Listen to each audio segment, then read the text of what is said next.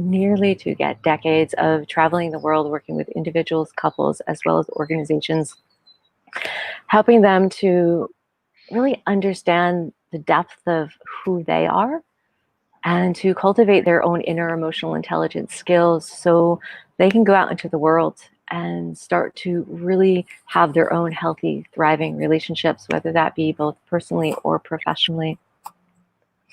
And one of the things that drew me to the Elevate series in this moment of time in the world, while many of us, most of us, are in shelter in place, was how could I be a part of still helping people cultivate that connection in the world? And when many of us, or what I witness, is often we get attached to intimacy and connection, meaning we have to be in physical contact with another human being. I will admit that my experience of intimacy is more so found through stillness and introspection. And when I can go inside, even in the most uncomfortable of situations or the most uncomfortable experience in my physiological body, my emotional body, and I can allow that to open up and to find peace, to find calm, to have the nervous system find ease, I eventually open up to what I express as feeling this intimate connection with existence. And within that, for me, existence means with all of you, with my family, with my loved ones, because there's no longer any boundaries or borders there. So that is my reason for starting the Elevate series. It was inspired by a dear friend and colleague of NG Enterprises, Amber Vilhauer. So we want to give her a big shout out. And for those of you tuning in, as well as our amazing guests today, I'm going to invite all of us to, I think it's in the right-hand corner of our videos. Again, I'm learning the tech world. We want to click watch party. So if you're viewing today, I invite you now to click watch party. You can share that on any of your pages. If you feel this information, these conversations will serve your friends, your loved ones, your community, I invite you to share this, to come on over to Soulful Relating Institute with Tziporah, because that's where you'll stay updated on all these guest speakers' information, their content, where you can access them, as well as the schedule to the Elevate series that's happening over the next 3 weeks. So as we get started, I'm excited that we have 3 amazing guests with us. We have Dr. Allison Snowden. She is a physician of Chinese medicine, as well as an herbalist. We have Dr. Shabita Teja. Forgive me, I am so bad with names. Okay. She is a naturopath and pharmacist up in Vancouver, British Columbia. And then we have Sanjeev Bhanot. Did I pronounce that for me? Did I say that correctly? Sanjeev is good enough. Bhanot. Sanjeev, perfect. Thank you, Sanjeev. Sanjeev is coming with us here today, all the way from Germany. And before we get into, they're going to share more about who they are, what they're doing in the world, and why they're here today. But before we go there, I want us to create a space today that we can all start from feeling grounded and present. So just for a moment, wherever you're at, wherever you're listening in from, I invite you to just sit back for a moment, close your eyes, and just bring your awareness into your body. Simply start to notice the physiological sensations that are happening in your body. And as you do that, check in, where does your body need to be right now to be a little bit more comfortable? Does it need a pillow behind its back? Does it want to sit differently? And then slowly bring your palm of your hands to the lowest part of your belly. I call this our inner earth. And together we're just going to allow in a deep belly breath down to the palm of those hands. And maybe if it feels right for you, letting a gentle sigh on the out breath, and we'll do that 2 more times. Big breath in.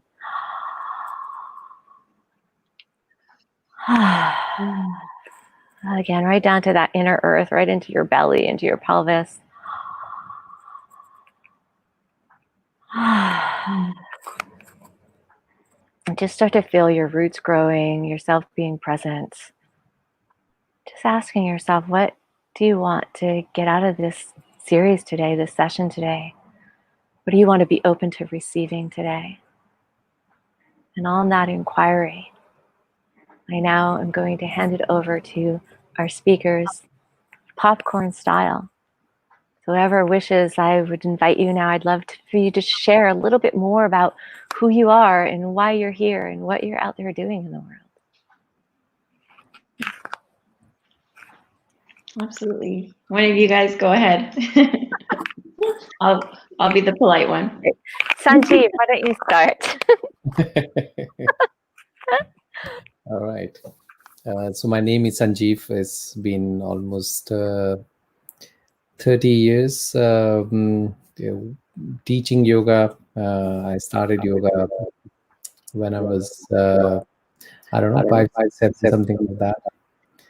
And not because yoga was the coolest thing. It wasn't the same vibes now you have everywhere now about yoga. I grew up in a very small village in Rajasthan in India. It's north of India. It's basically in the middle of desert. The school was too boring to hang out with, so I would skip the classes. And the town being very small, if I go into the town, then everybody knows that I'm not in the school, especially my dad would know in no time. So instead of going to the town, I started roaming around the dunes, and there I found this a hut where all these weird people would hang out, and they were doing way more interesting thing than my history and Hindi lectures in the school. So this is where I think the seed of yoga basically came in. And many years ago, almost 20 years ago, I moved to Europe. And if somebody asks what I do, basically yoga is the only thing I know. I don't know anything else. So that's what I've been doing. Thank you, Sanjeev. And I want to share a bit. Thank you for being here. So I was blessed to meet Sanjeev. I think it's been 20 years now. And I met Sanjeev in Geneva, Switzerland. And it was at a period of my life where I was just opening up into this new, I call it a metamorphosis in my system and body. And it was the first time ever that I was available and open to experiencing yoga. And then that just was a door opener to me to continuing that path since that time. So thank you so much for, I see you're such a gifted guide and teacher, at least you were for me. And I really appreciate that. And I appreciate you being here today. Very happy to be here. Very happy to be here. Ladies. I'll jump in then and introduce myself. So as Tziporah mentioned, and thank you so much for having me. I honestly feel so blessed to be a part of this series and to share wisdom and also to receive it. So I went to school to become a pharmacist, and then I went into naturopathic medicine because I've had a number of health issues myself. So I was diagnosed with ulcerative colitis at age 19. I'm 36 right now, so many years ago. And it progressed very quickly, was quite severe, and I ended up having emergency surgery. And this was before I knew anything about naturopathic medicine. So I kind of went along the treatment hierarchy in the conventional medical world, trying and failing multiple medications, going in and out of hospital. And from the time of my diagnosis to my emergency surgery was about a year and a half. So it was quite quick for an autoimmune disease. And I ended up having my colon removed. Things got better for a little bit. And then as life often waxes and wanes, dips and peaks. So there was a little bit of a peak there, and then another dip with my gallbladder, and I removed that, had to be removed again in an emergency situation. I was in pharmacy school at the time. So all I was learning about was medication. My dad's a pharmacist. My sister is a medical doctor. But I knew that deep down there was something more. And it sort of led me into the path of naturopathic medicine and bridging the gap between the two worlds. So my pharmacy background and the naturopathic medical background. And that's where I found the beauty of this medicine. It was synergistic with my faith and sort of the spirituality, the mind, body, spirit that I was brought up with, but that I had to foster myself. Fast forward a few years to developing chronic undiagnosed pain. Pretty much right after I woke up from the gallbladder surgery, that pain wasn't resolved, and that was 2009, and it's a pain I live with today. And things actually got quite a lot worse. I went to India for treatment, all over the globe. Multiple surgeries, neurectomies, nerve blocks. So right now they know that it's central sensitization, which is basically your nervous system is on overdrive. So I have a spinal cord stimulator that I got implanted, which helped me get off many, many, many types of medications, including narcotics. And that's what I do today is I have taken over a practice in downtown Vancouver. I'm in beautiful Vancouver, British Columbia, in an apartment with my amazing husband of 10 years. We're wanting to start a family and looking into surrogacy, and we can get into that a little bit later, into how the quarantine and how this pandemic has affected multiple areas of everyone's life, but that is being put on hold. And I treat patients that are just like me, that want the benefit of conventional medicine when it's needed and naturopathic medicine when it's needed, and to bridge the gap between the two. Really, that's what I do day to day in a clinic that I took over from Dr. Erin Van Gaver in downtown Vancouver, St. Clair Wellness Center. And I adore what I do. I really adore what I do, because I get to help people that are just like me. And I was in their shoes, and often am in their shoes on a day-to-day basis. I mean, just coming out of a flare-up situation over the last few days. So it really is humbling, and it allows me to empathize with who I'm seeing in front of me as a patient. So that's kind of where I'm at right now. Thank you, Shabita. And thank you. Like, what I'm hearing is your ability to, go through this inner crisis in your system and to pivot that attention to helping people. And so that's so beautiful. And that's how we actually met. I was working with Dr. Erin Van Gaver at the time when we met at the clinic you took over. So yeah, so thank you for being here. Yeah. No, thank you for having me. And Allison, tell us a little bit more about yourself. Well, there's so much to talk about, and I so appreciate being invited to share my story and tools and inspiration and just, things about mind, body, and spiritual medicine. So my story, I was born to a medical family. My mom's a nurse. My dad's a MD. My brother's an MD too now. My sister had childhood cancer. So when I was younger, I was subjected to a lot of death, a lot of uncertainty. And I started contemplating what life is about. Why is there so much suffering at a very young age? I prayed a lot to God, and I always felt a spiritual connection, even though my family wasn't very spiritual or religious. And I prayed and prayed and prayed because my cousin died, and I was going to several funerals, and it was just very overwhelming. From the outside, it looked like a very charmed life, and there was a lot of love in my family, but there was a lot of death, a lot of things that I was dealing with and wrestling with at a young age. And so I just prayed and prayed and prayed. And when I was 15, I was on spring break, and I was attacked and killed in Mexico. And within that, I had a spiritual near-death experience.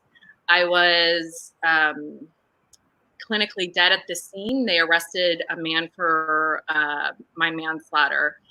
And so I got to experience this amazing state of consciousness of unconditional love. And just fear was removed, everything was known, time stopped.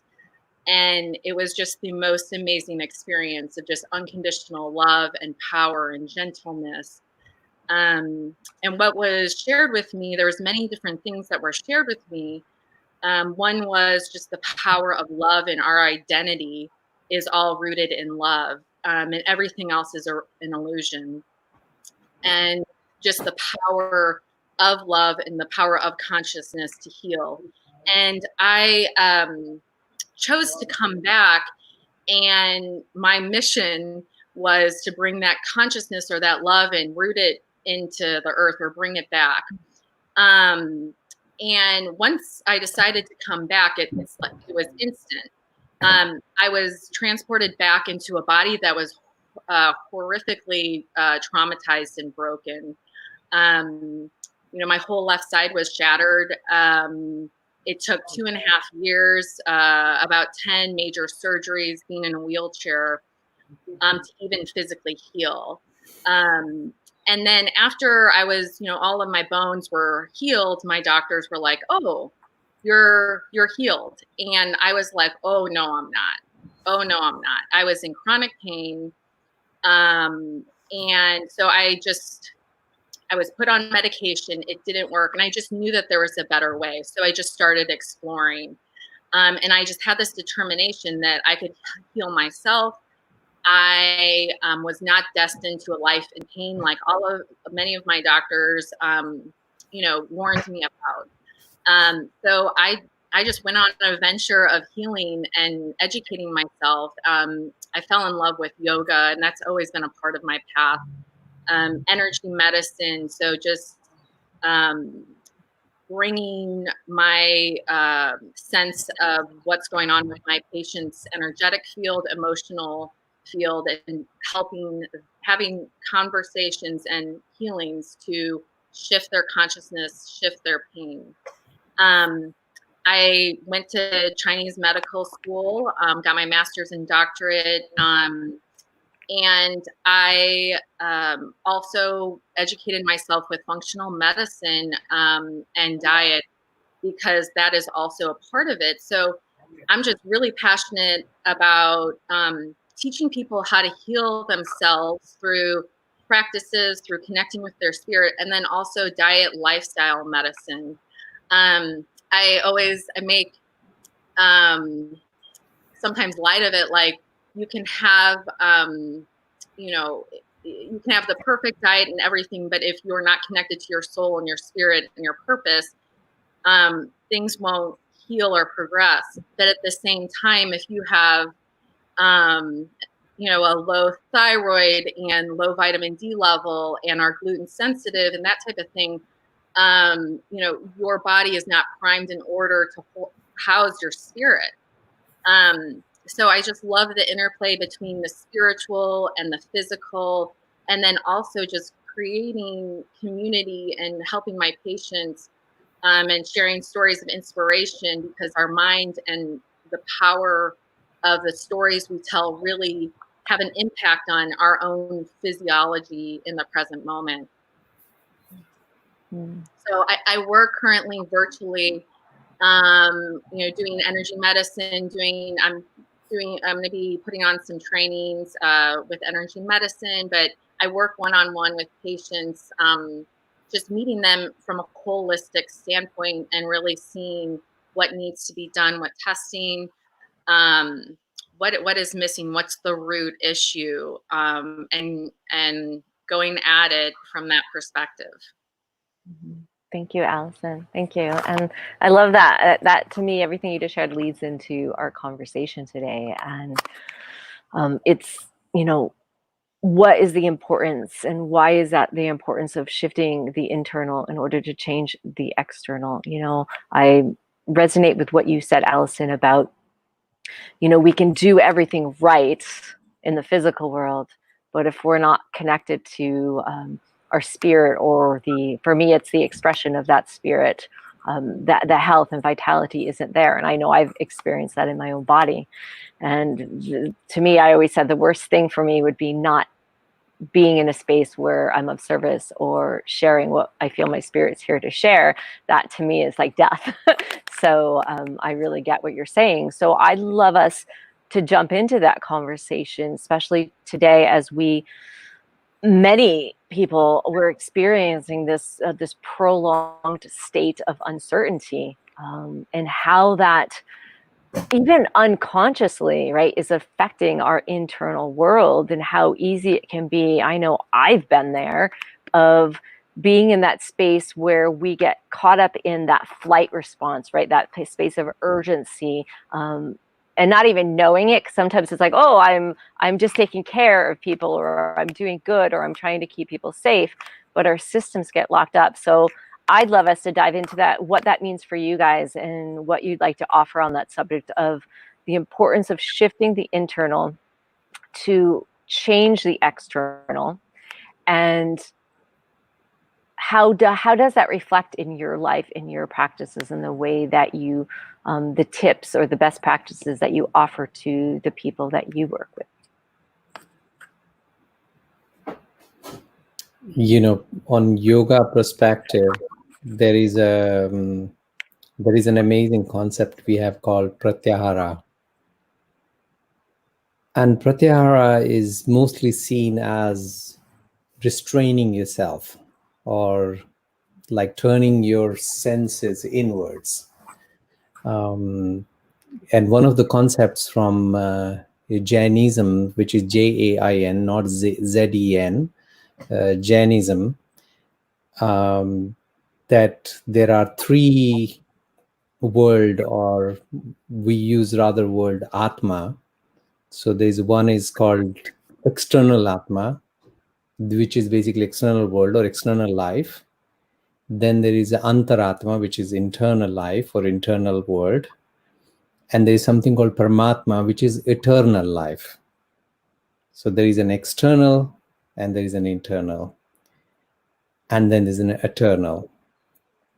The idea of pratyahara is mostly understood is like, one should restrain from these temptation of these five senses. And the temptation is very much relates also to the guilt. But yoga basically shows that you need to understand the way a surfer sees the waves. I don't know any surfing. I don't even know swimming because I come from desert. So more than a bathtub full of water is too much water. So when I see a sea, it's overwhelming for me completely. If I would see a wave, I see a threat coming towards me, and I would like to avoid it as much as I can. But if I say, okay, that's one way to, very legitimate way that I leave it alone and I don't go there.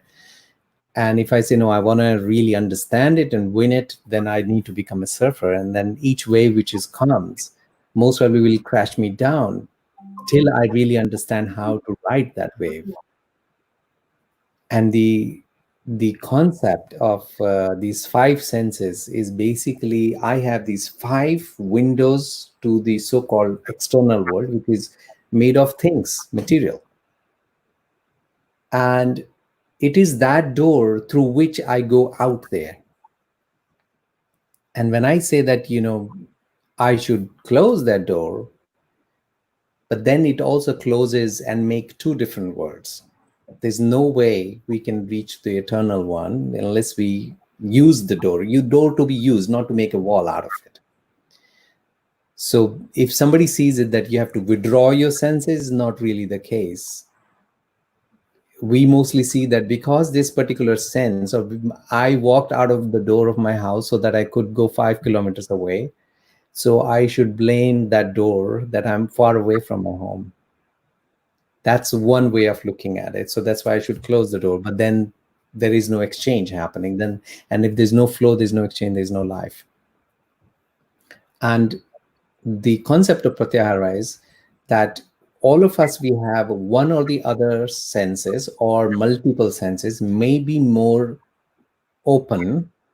So you might like to see beautiful things, you might like to touch beautiful things, you might like to eat something tasty and amazing and intriguing, you might like to hear music. All of these senses are basically your channels, and everybody has a preferred channel. And like I'm very auditory, so that's my channel. So the idea in pratyahara is that tap into that channel, let yourself go out there. So it basically means let the wave strike you, and then you will understand that two-way zone. That basically means when I touch something, there's externally I'm touching another material, and there is a something touching me internally too.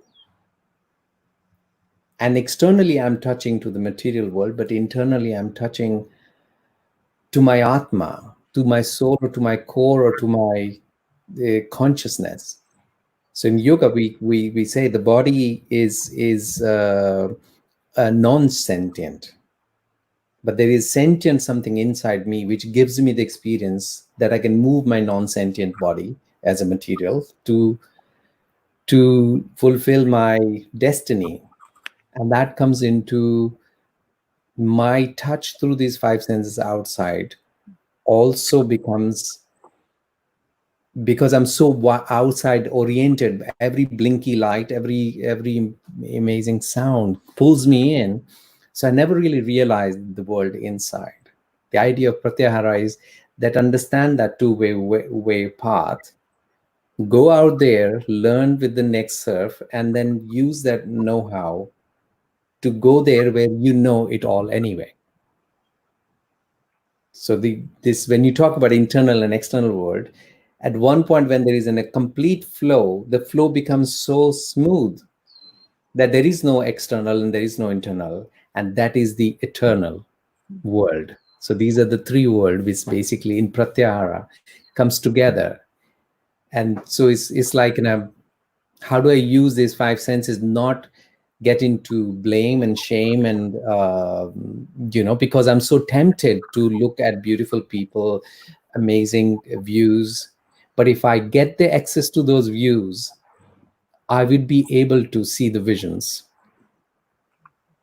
If I hear the world out there, I would be able to hear that sound which doesn't have sound itself. I would be able to touch that thing which doesn't really have a texture. So when I touch something outside, there's something inside also touches. And that's basically me coming back home through the same door I might have been going out. So this is the pratyahara concept, which is very different than what I read mostly from the books around. Thank you for that. Thank you. Yeah, what came to me, and it might or might not mean the same thing, but I often say that we have to feel everything in order to like really feel and be alive, and whether that be pain or pleasure, like however we label it or judge it as. Like years ago when I was young, I remember going through a period where I didn't feel anything, and there was a moment of crisis, I guess, in life that kind of catapulted my body and my spirit to having this immense ability to feel.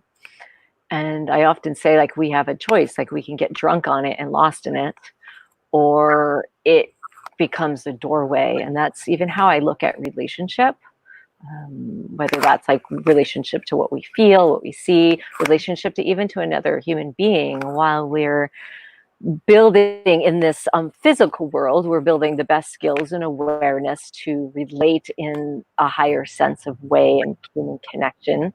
Is I still like to invite people, and I do too personally, I see that also as a doorway, rather than not to get lost in it or stuck on it, but how can I or we go through that to access that greater self or that part of feeling. Or I usually get visual, so like that window or that doorway that's opening up into something like a transparent, a translucent, like you just keep going through it and through it. I just got goosebumps.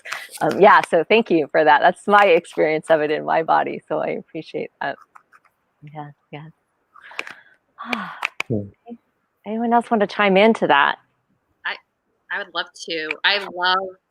I love yoga, just everything yoga, and I sometimes will just read the Yoga Sutras, and I feel like I'm home. So thank you so much for that, for shedding light on that. I think it's really important.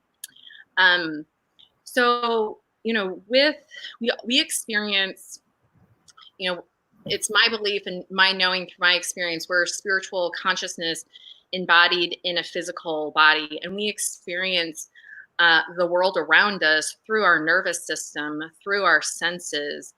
And there are just some really great research that's been coming up with the nervous system, with how we experience pain, also with trauma and the brain. So in my experience, my spiritual experience was taken place through the concept of, or through the environment of extreme trauma. So I have, done a lot of training and research on just, trauma and how to heal that. And one thing that I think is really important to share, and I wish I would have learned about it earlier, is just about the trauma and brain, and the different structures that go on. So for example, if someone's been subjected to trauma or continual trauma with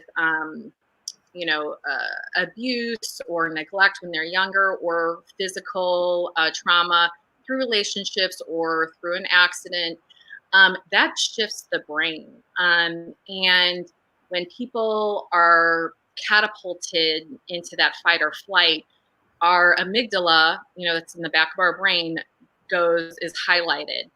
And the logical sense of us, our prefrontal cortex, our corpus callosum, goes offline. So as a person who's experienced medical trauma and physical trauma, I have an intimate experience of that. And there's great books out there with The Body Keeps Score, different books on trauma, the neuroscience of it. And so there's so much amazing information that's coming out. And it's like, how can we heal this? And really it's education and knowing what's going on. I think that's the first step, is when you're in fight or flight. And a lot of times we're unconscious that we're in fight or flight. So I think just awareness just is a huge part of it, and labeling it, and then grounding yourself, and letting go of that shame or blame, of like getting into that fight or flight, and just be like, wow, I'm in that. For me, what I do is I do yoga every day, connect to my physicality, you have my self-care, my supplements, that type of thing. And then also just connection. So I think I encourage all of my patients to create a self-care plan, and that looks differently for every person. I think what is emerging right now is the need for personalized medicine, and really personalized medicine for ourselves. Self-care looks differently for different people, and it might change from time to time. But our nervous system, everything, we experience everything through that. And regulating the nervous system, we do have an ability through yoga, through meditation, through prayer, through diet, to really shift the nervous system. And I just really honor the power of it, of the nervous system, and the power of the physical body. I think in certain spiritual traditions, we've the body isn't good, or maybe there's some shame with that, or with getting out of the body is into advanced states of consciousness is maybe the goal. But for me, it's really just honoring the physical body and embodying that love, that presence, and exploring those sensations, feeling them, and letting them go. I think it's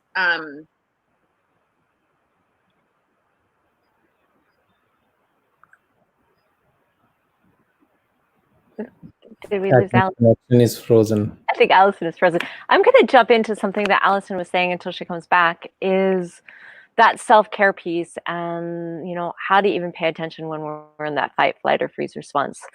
And one of my biggest practices is, and I love to invite people to develop that, is how can we develop more deep listening to our system, to our body, and what are those physiological responses that happen? And whether that be, wow, I feel, sometimes I describe the flight response as feeling as if I'm 10 steps ahead of my body.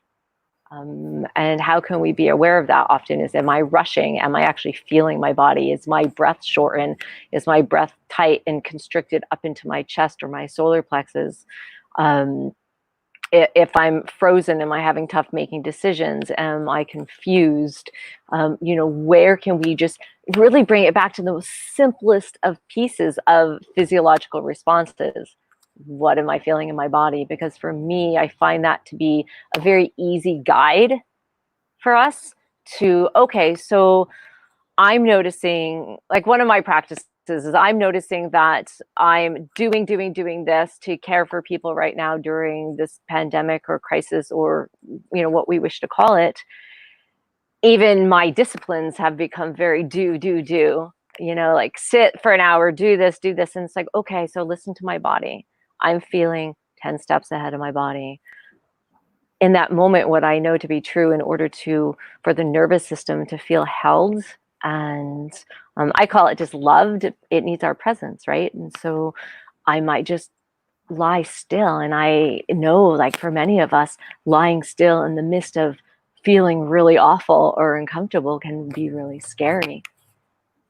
But what I can say is that if you find a place, whether that be in a quiet room, out under a tree, in a garden, I've even these days, because everyone is in such a different circumstance, is whether you have to go into a car, you need to go into, create a space in a closet. If you're in a house with 6 other people, where can you go and just be still and quiet? Because what I know is the longer that we sit with those pieces, that what's happening physiologically in our system, and then we allow just a gentle breath in and another gentle breath in without having to do anything, the longer we are with it, and the more it starts to, that grip will eventually start to soften, because it feels our presence, because we're no longer running, we're no longer doing, but it's like, oh, there she is with me.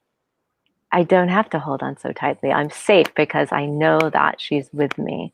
So I'm going to then jump back to you two, and Shabita, talking more about that, changing the internal to shift the external, and what that means for you and what you share with your clients in that respect.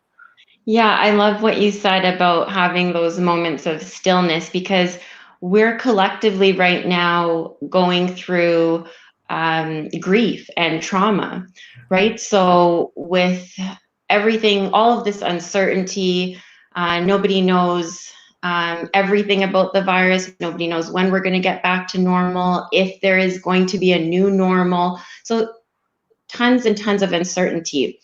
And what I'm doing over telehealth visits with my patients or over phone consults is really tapping into that frenzy, really, and that anxiety, and how you calm that. And you touched on it exactly, or all 3 of you did, really, is the introspection and internalizing and sitting in stillness.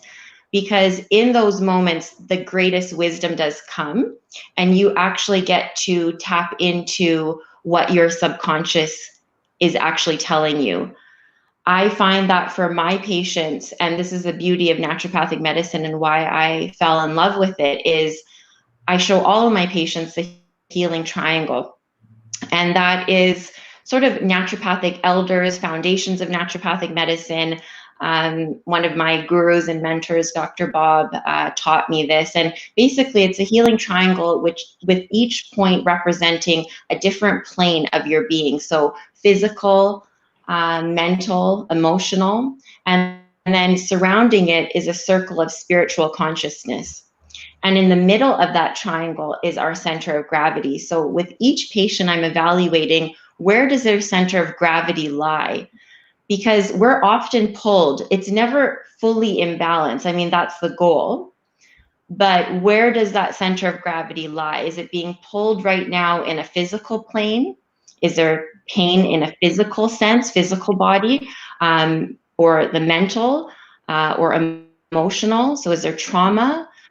Is there depression or anxiety? And what naturopathic medicine does so beautifully is actually marries all of them together, so that I'm looking at integrating all of these planes, because we're all one being, essentially. So where is that pull? Where is that, where are we off balance, basically? And then using the tools at my disposal, the modalities that I have, the herbs, diet and lifestyle, homeopathy, supplements, IV therapy, counseling, to help get us back, get that patient back into that center of gravity, and in harmony. And what I'm finding with the current state of affairs is the essential need for me to introspect, to meditate daily. And the beauty of this, and this is what I'm telling my patients, is that we actually now have, we might not have certainty, but we have time on our side, right? We do have time to maybe not do a 2-minute or 5-minute meditation, but maybe now we have the time to do the 20, 30, 45-minute meditations. There's tons of resources available online for group meditations, tapping into that, and being not only forced, but pushed into the online community and connecting with those around us. The other thing that I find so important, internally, to heal the external, is waking up every day, despite the uncertainty, with a sense of gratitude that I have another day to live.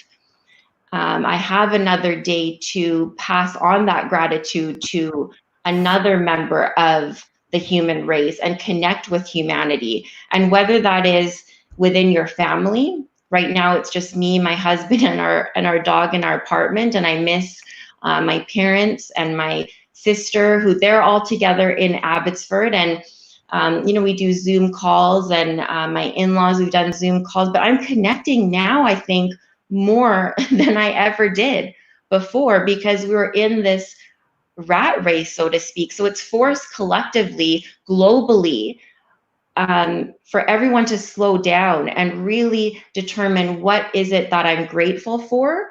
What is it that I'm thankful for? What is important? So just slowing that down to actually realize what gifts we have in our life. So waking up every day with gratitude, waking up every day with some sort of grounding practice, whether that's connecting to the earth, sitting, like you said, I literally sit next to my closet for my meditation, because it's a small apartment, but I have a view of outside. I go out onto the patio, let the sun or just earth kiss my face, and be present. So gratitude and grounding are very important. The healing triangle is something that I always come back to, again, with personally and with my patients. And then also when things get rough, and it is maybe anxiety or depression, I mean, mental health is something that I am very passionate about. And that is a concern of mine as we, weeks go into this pandemic, that is going to rise to the surface, that crisis more than ever. So we need to reach out and, hold each other's hands, so to speak, during this crisis. But we want to be able to connect with each other. And if it is getting too much to bear, take it moment by moment. I know in states of pain, and when my physical body is suffering, I introspect, and I literally take it moment to moment, whether it's mantras, whether it's tapping into my faith, which I do often, and existing moment to moment. And that's, essentially putting one foot in front of the other, but breaking it down into bite-sized pieces if it's too much or too scary, or we can't comprehend what tomorrow will bring. We can comprehend what today in this present moment and the next moment will bring. So that's the day-to-day practice that I personally abide by, and I am, helping my patients with on a daily basis. Thank you, Shabita. I love the idea of moment by moment. We're in this place of uncertainty day by day, and rather than trying to bite off, oh my God, what am I going to do for this person or that person or this or tomorrow or my work or my health, and it's just like, okay, in this moment right now, I'm sitting here. What do I know? What can I choose right now? The other piece I want to throw in there that came up when you were sharing was, in these times that we have so much time, more time to connect. And I'm also receiving a lot of messages around the challenges of that connection, like the disharmony in relationship, because all of a sudden we're seeing so much more of each other in one space. But one of the things I love to always come back to, and this came through me basically when it comes to elders or, parents, or just our loved ones, is tuning in and stepping back and asking, where am I simply loving, and where am I putting my agenda on my loved ones out of thinking it's because I want to take care of them or I know what's best. I'll totally own that. I can get in this space like, oh, I have all this information, I know, and I'm going to take care of, that's the first state I went into when all of this happened. I was the one who showed up and was setting up my entire family system on how to be prepared, disinfect their homes, get them supplements. And there was this point, it was like, okay, step back, like, where's my agenda and what's their truth? Because that, to me, that these times, and it's a reminder that these times truly, can I just show up to love this person, even if their choices, whether it's I've heard relationships having different choices around how they want to be in shelter in place, like what's safe to them, and relationships having to choose, well, that means we're not going to shelter in place together because we do have different ideas right now.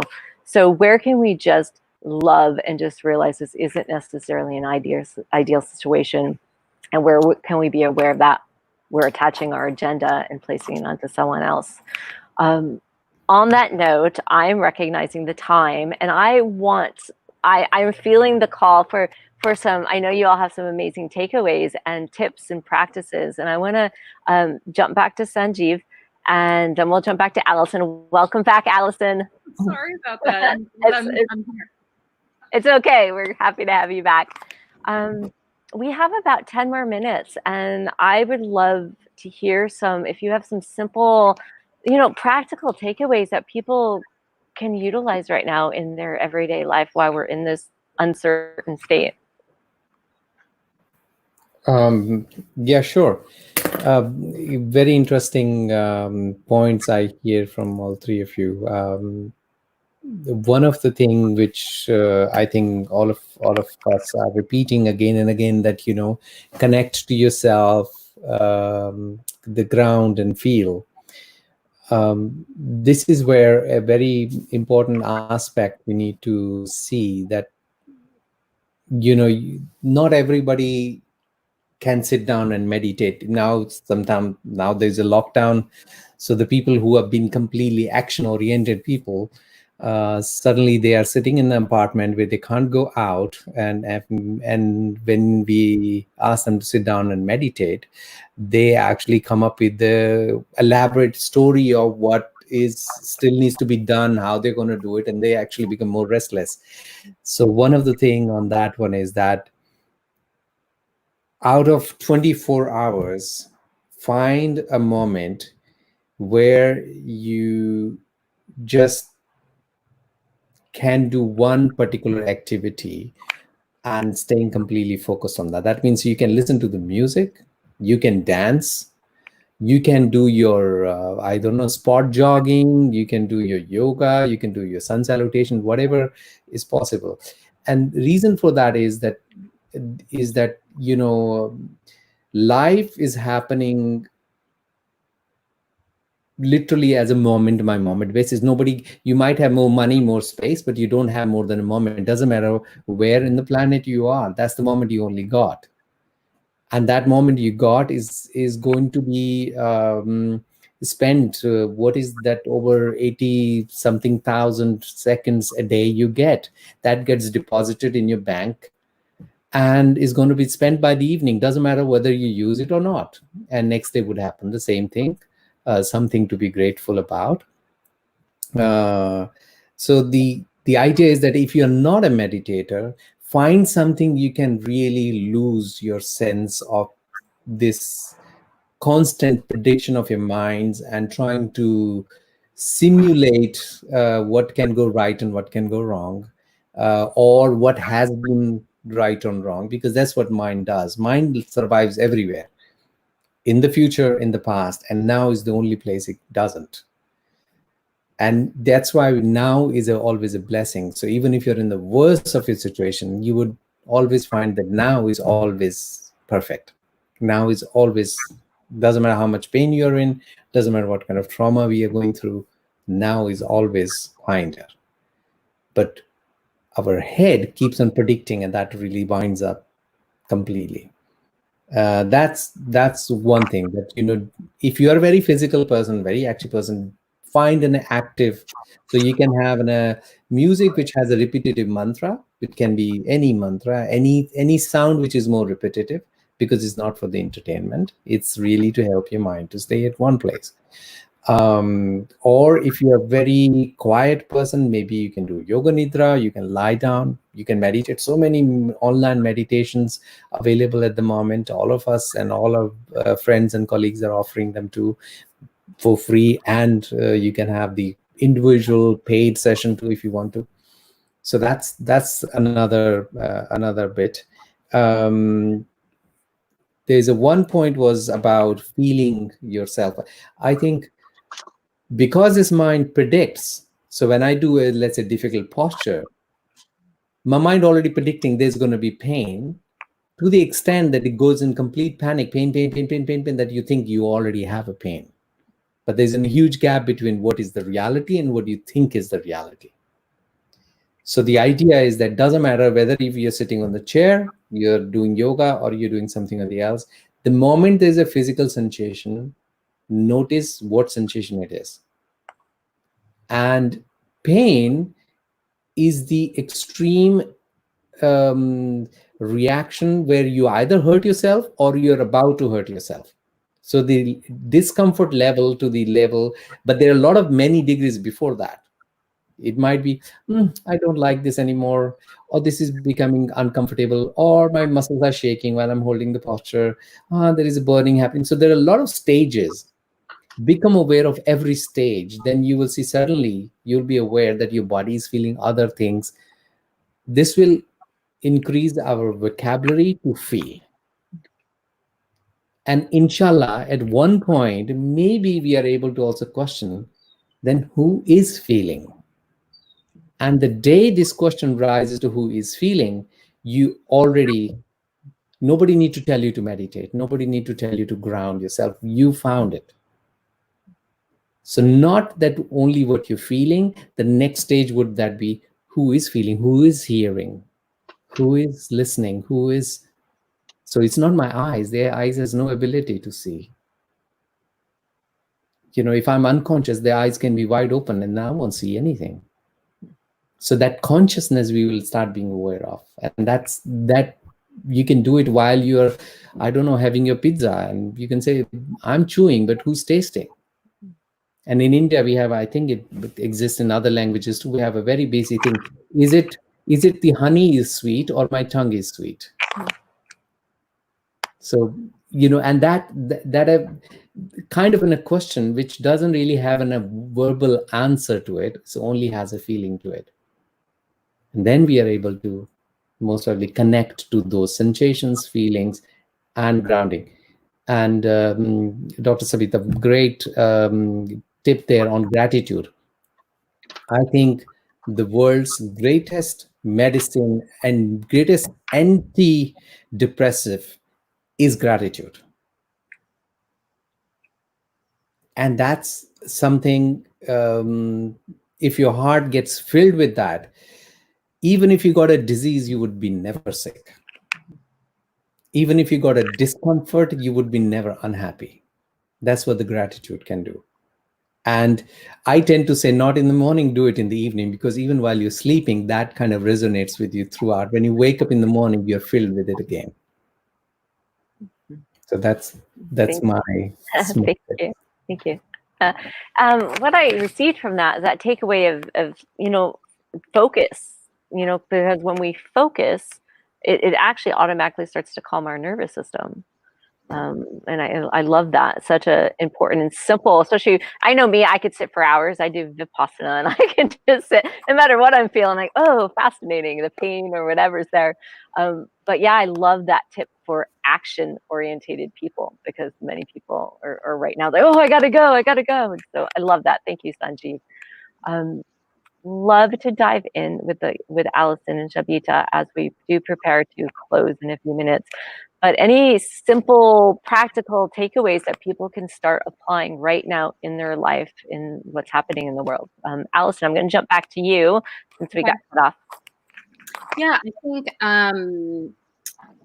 number one, create a self-care plan and let go of all judgments of what you should be doing, and really go to what works, and really having this time of creating so much compassion and love for yourself, because that's the opposite of fear.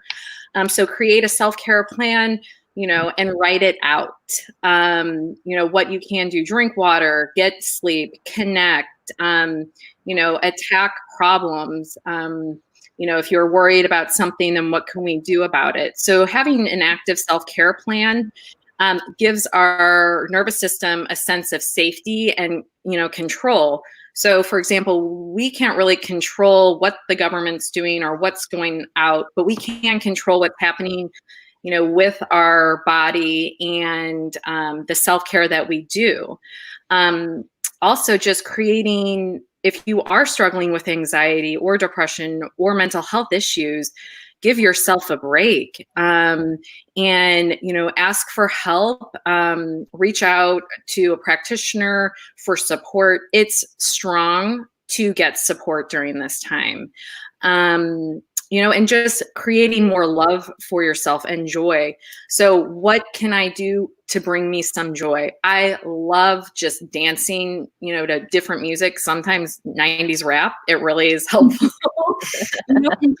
And just move the energy, and it is and just this acceptance, and being in the present moment. I think this, just piggybacking off what you're saying, is really, we are in an uncertain time, but life is uncertain. There's a lot of uncertainty. So what is certain? And what is certain is coming back to that present moment. And whenever I feel feelings of fear or just feelings come over me, I just surrender to them and feel that. And when the last thing I do is, if I feel a lot of fear and if my nervous system's in that fight or flight, I just go into a love. Like, I love myself. I'll reach out to a friend. I love you. I'm thinking of you. So just shifting that energy and playing with it. Yes. So those are my couple tips. Thank you, Allison. And Allison, where can people reach you? We're going to plug in again, if we haven't yet, your website. Yeah, it's www.Dr. It's spelled out Doctor, Allison Snowden. I'll send that to you. And then I'm on Facebook and Instagram, Dr. Allison Snowden, and people can get sessions with me. And I'm going to be launching in a month some more energy healing trainings, which I'm really excited about, because people have such a potential to heal themselves and to have that vibrate outward. Yeah, thank you. Thank you for being here. And I love what you said about find that joy. Mm-hmm. In the midst of challenge or having a bad day, find what brings, like, one thing that brings you joy, or go someplace, call a friend. For me, my safety is, I always need a tree. It's the strange thing. I got locked down in San Diego. It's not my ideal. Usually I'm in the north, and I'm just like, oh, my trees. But honestly, like, when I feel lost or struggling or having an emotional whatever an episode, is if I go and sit under a tree, all is well.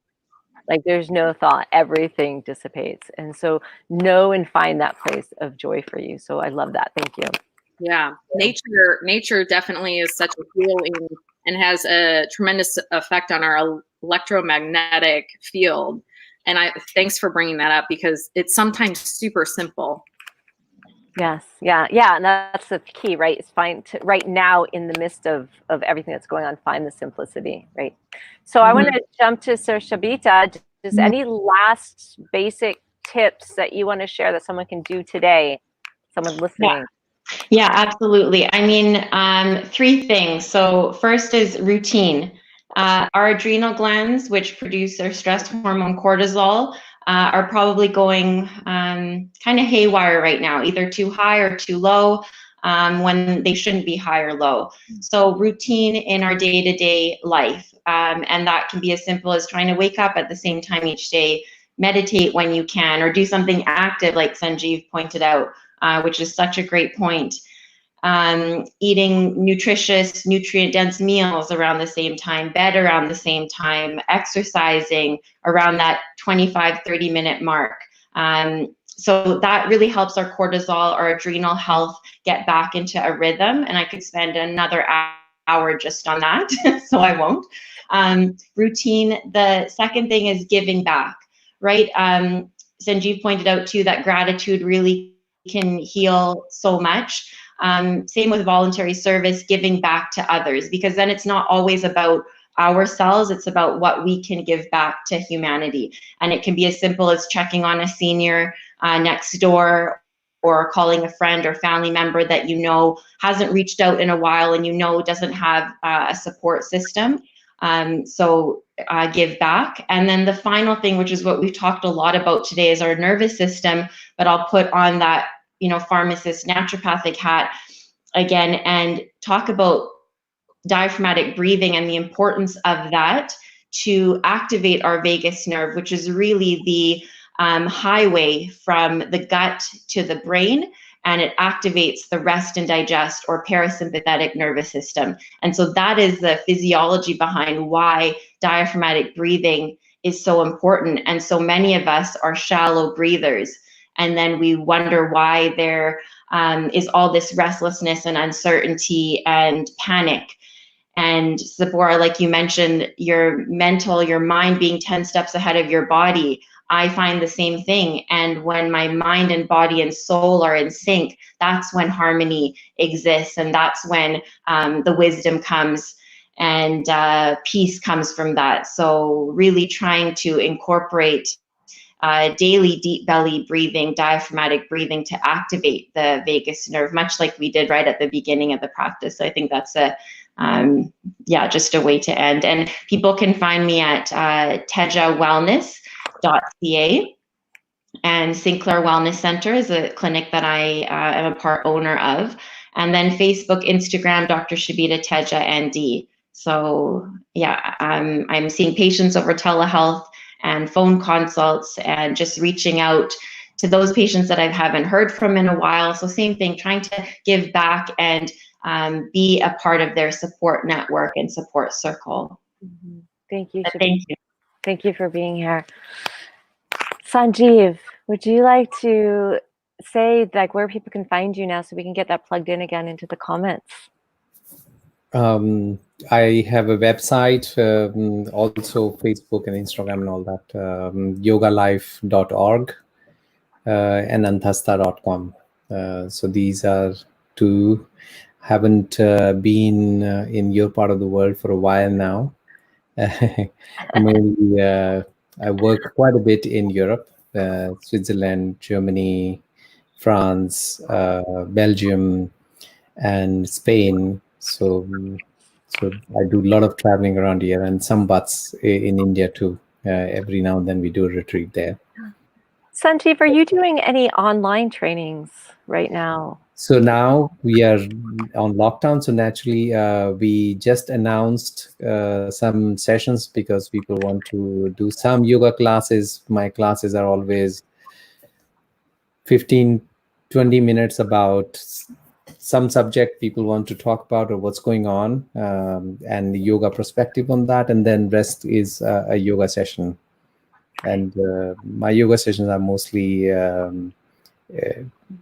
do you say, I keep on plugging in all the yoga philosophy in connection with the postures they do. Wonderful. And they can find all that on your website, correct? Absolutely. Okay. Absolutely. Wonderful. Wonderful. Great. So, oh my God, I'm so excited. Thank you all for being here today.